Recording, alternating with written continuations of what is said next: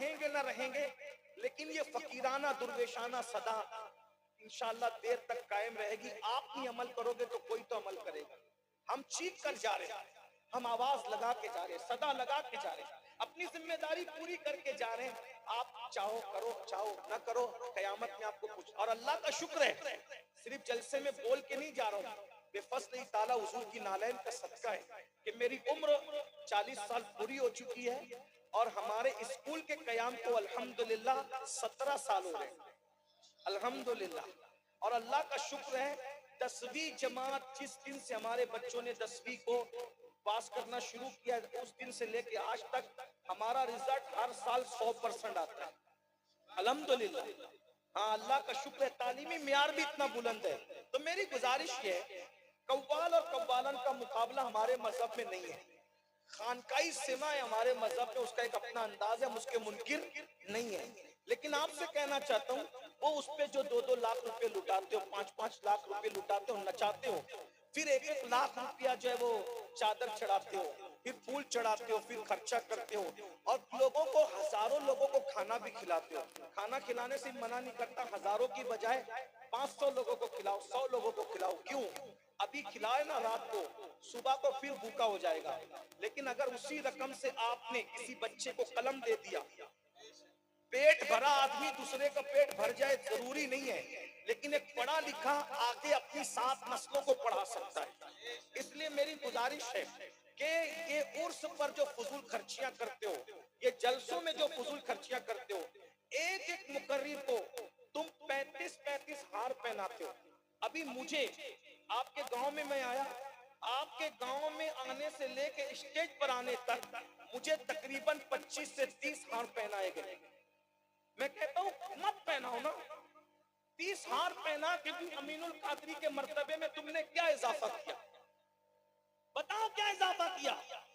जब हार नहीं था तो भी अमीनुल कादरी था, और 30-30 हार पहनाए तो भी अमीनुल कादरी वही अमीनुल कादरी है। सुरखाब के पर लगा के नहीं भेजोगे मुझे यहां से, तो जो 30-30 हार मेरे मर्तबे में इजाफा नहीं कर सकते, न यहां न वहां, तो फिर मुझे बताओ ये 30-30 हार क्यों? अरे ये 30 हार में से एक ही हार पहनाते और 29 हार कौम की तरक्की में तालीम के नाम पे खर्च करते, लेकिन नहीं करते।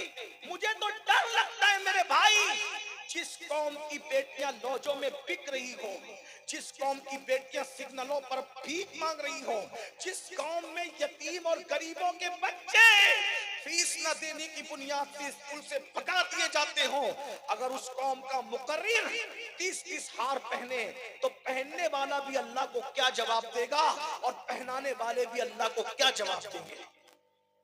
कौम का पूरा के पूरा सुहाग लुट रहा है, गुलिस्तां को आग लगी है, और हम यहाँ फूल फूल और हार के अंदर उलझे हुए। अगियार महरोमा से भी आगे निकल गए, उलझे हुए हैं सुबह की पहली किरण में हम। मैं फूल पहनाने को मना नहीं कर रहा हूं, और अगर किसी को शौक है तो उसको 30 की बजाय 300 पहनाओ, तुम जानो वो जानो, लेकिन कम से कम मुझे तो मुजरिम मत बनाओ। तालीम पे खर्च करो, नहीं करते। मेरे गले के अंदर तकरीबन 8 से 10 शॉल पहनाई गई है। घर जाते जाते मैं किसी न किसी को देते हुए चला जाऊंगा। यही 10 शॉलें, अगर एक शॉल 300 रुपए की है, 10 शॉलें 3000 रुपए की, ये 3000 रुपये, या मुझे 10 शॉल पहनाने की बजाय मोहल्ले की 10 बेवाओं की गर्दन में ये शॉलें डाल दी जाती, मुझे क्या जरूरत है? मैं उसको पहन के फिरूंगा? मुझे क्यों शॉल पहना रहे? जिन बेवाओं को दुपट्टे ने उनके सर पे डाल दो यार। कहते हो कि बेटियां भाग रही है, शौक है उन्हें भागने का, उनके भागने में जिम्मेदार तुम हो। और कयामत के दिन तुम्हारी नमाजें, तुम्हारी दाढ़ियां, तुम्हारी टोपियां, तुम्हारे हज, तुम्हारे उम्रे तुम्हारे काम नहीं आएंगे। अल्लाह के रसूल तुम्हारा दामन पकड़ करके पूछेंगे, जालिम, मेरी उम्मत की बेटियां मुर्तद हो रही थी और तुम चादर और घाघर में उलझे हुए थे। तुम मुकर्रिरों को 10-10 शॉल पहना रहे थे और नाजिमों को और मुकर्रिरों को 30-30 हार पहना रहे थे, तुम जवाब क्या दोगे? कौम की बेटियां शौक से नहीं भाग रही है, गुर्बत की चक्की में पिस रही है। तुम उनके सरों पे दुपट्टे डालने के लिए तैयार नहीं हो, इसलिए वो किसी का हाथ पकड़ के जा रही है। शौक नहीं है, तुम किसी की जरूरत पूरी नहीं कर रहे हो, इसलिए वो भाग रही है। कल मैदान महशर में उनके ईमान के बारे में तुम सबको गवाही देना पड़ेगा। जलसों की दर्द भरी तकरीरें मसलों का हल नहीं है जब तक के मैदान अमल में कदम नहीं रखो। क्या किया तुमने कौम की बेटियों को भागने से बचाने के लिए? उनकी गुर्बत दूर की, उनकी मुफलिसी दूर की। अरे तुम लिल्ला रकम देने की बजाय अगर दयानतदारी से, ईमानदारी से अपनी 2.5% ज़कात ही गरीबों के हाथ में रख देते तो कम से कम कौम की हर गरीब बेटी की गुर्बत दूर हो जाती और हम कौम की बेटियों को भागने से बचा सकते थे। मगर तुम ज़कात चोर भी हो और ज़कात खोर भी हो। ज़कात चोर इसलिए कि 2.5% पूरी देना ये वाजिब है। अगर तुम 2.5% हिसाब लगा के नहीं देते तो तुम अल्लाह की अमानत में चोरी करते हो और वो ज़कात खाते हो। और याद रखना, जो कौम ज़कात नहीं निकालती है फिर क्या होता है पता है? उसके पैसे फिर हॉस्पिटलों में भरे जाते हैं, रिश्वतों में भरे जाते हैं, चोरी होते हैं, आग लगते हैं। और जो कौम पूरी ज़कात दे देती है वो कौम के रुपये, पैसे, माल अल्लाह के किले में महफूज हो जाते हैं। ना उसको चोरी कोई कर सकता है, ना आग लग सकती है। एक सड़ा हुआ आम 10 अच्छे आमों में रख दो, सारे आमों को सड़ा देगा। ऐसी ज़कात माल का मैल है, जब ज़कात नहीं दोगे पूरी तो उतनी ज़कात तुम्हारे अच्छे माल को भी तबाह कर देगी, बर्बाद कर देगी। पूरी ज़कात निकाल के देखो, कैंसर हो तो फिर कहना। पूरी ज़कात निकाल के देखो, कोई माल चोरी करे तो फिर कहना। पूरी ज़कात निकाल के देखो, कोई लेके भागे तो फिर कहना। पूरी ज़कात निकाल के देखो, माल डूबे तो फिर कहना। पूरी ज़कात निकाल के देखो, पार्टनर धोखा दे तो फिर कहना। तुम अल्लाह की अमानत को नहीं निकालते तो अल्लाह फिर इधर से भी रास्ते निकाल देता है। ज़कात चोर भी, ज़कात आपको बुरा लगे तो माफ करना, नश्तर जो लगाता है वो दुश्मन नहीं होता। तुम सब ऐसे नहीं हो। एक बात कहूं, क्या जरूरत है हमें 2-2 करोड़ के मीनार ऊंचे मस्जिद के बनाने? 2 करोड़ का ऊंचा मीनार बनाने की बजाय वही 2 करोड़ रुपए कोई अच्छा स्कूल बना।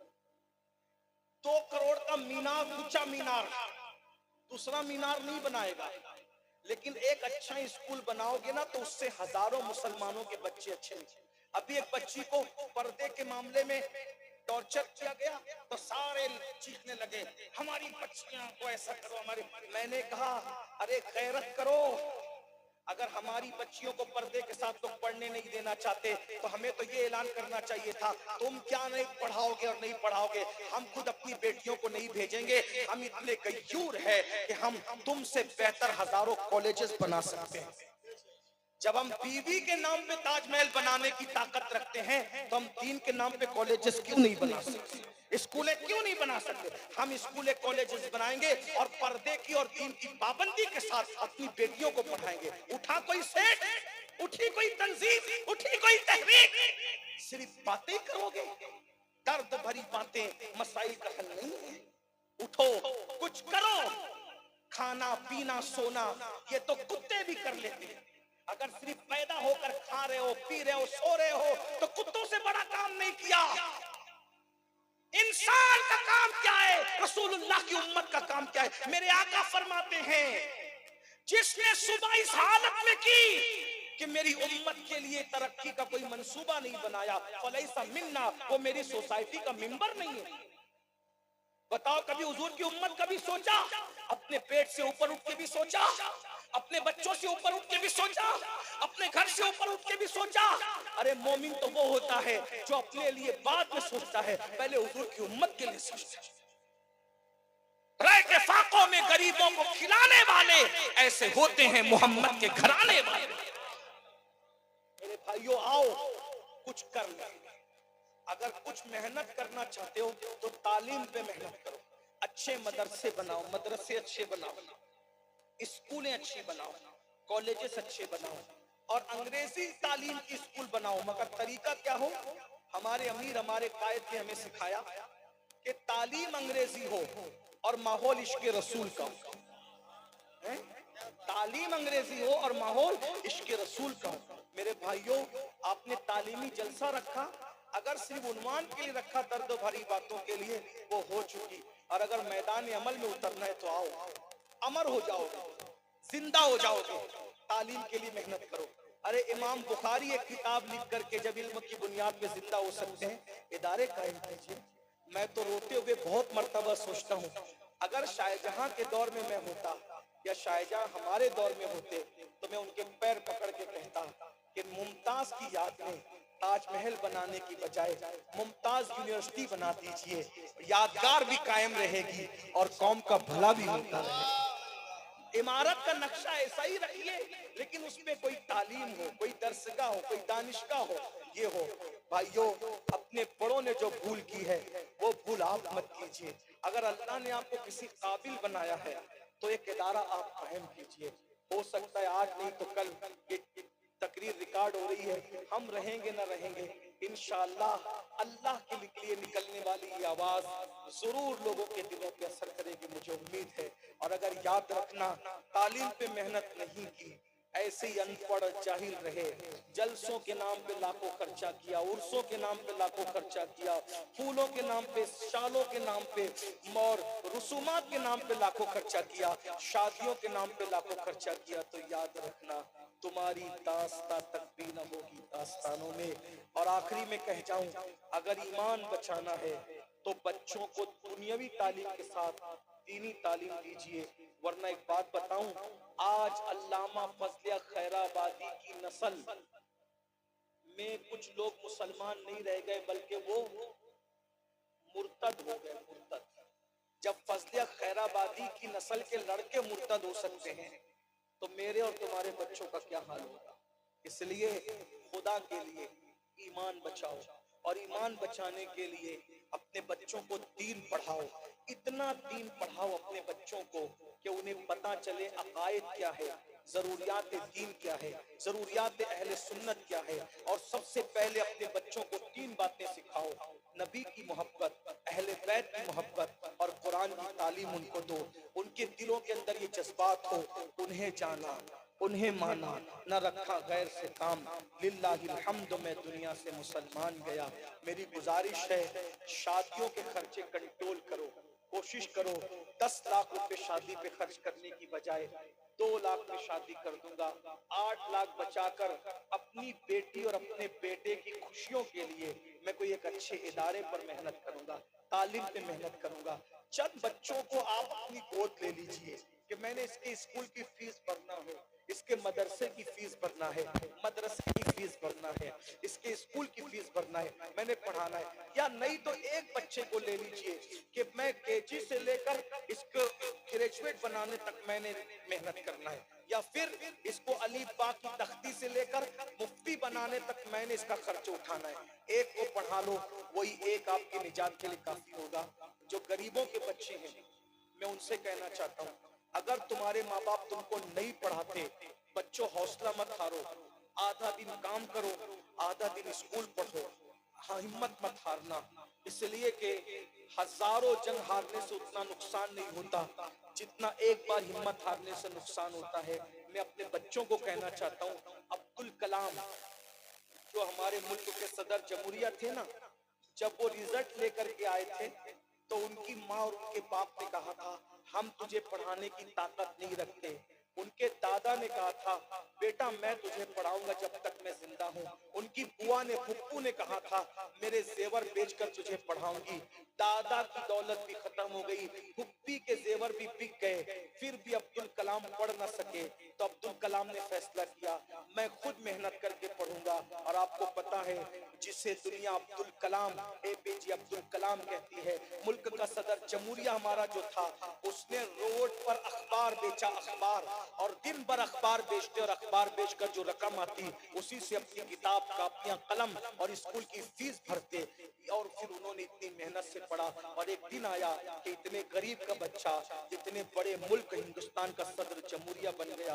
मैं अपने बच्चों से कहता हूँ, गरीबों ने ही पढ़ाया। इमाम गजाली कौन थे? इनकी माँ